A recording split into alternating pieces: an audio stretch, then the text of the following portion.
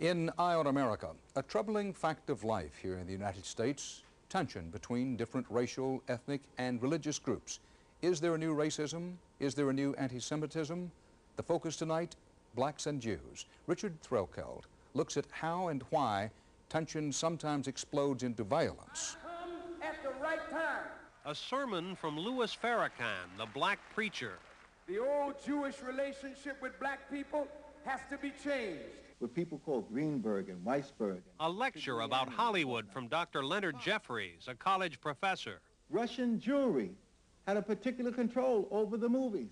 This from Bill Tatum, the editor of a black newspaper about Jews. I want a partner. I want a friend. I don't want a boss. Hard words, in public and more often in private, from many black Americans from all walks of life that Jews, rich and powerful Jews, are using their wealth and power to keep blacks second-class citizens. It's an ugly refrain that Jews have heard before in other times and places, and it might have been dismissed as just talk until this summer in New York City's Crown Heights. Mobs of young black men enraged when a Jewish motorist accidentally killed a black child stormed through the streets yelling, "Kill the Jews," and in fact killed a Jewish passerby. It was terrifying, and the cause of it was black anti-Semitism, pure and simple, according to Abraham Foxman of the Anti-Defamation League.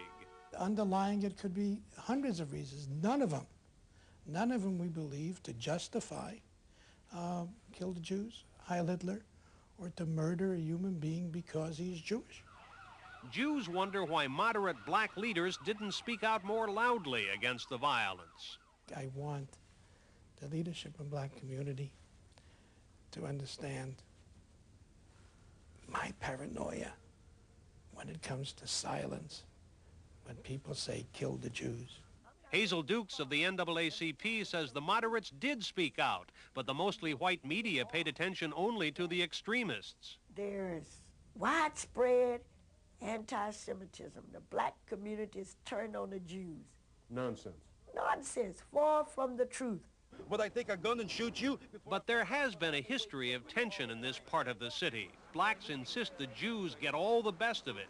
Special treatment in terms of police protection, housing, jobs. You'd think blacks and Jews would be better neighbors. They fought together for civil rights in the South, and some Jews were killed in that fight. But young blacks on the streets of Crown Heights don't remember those days. Ancient history.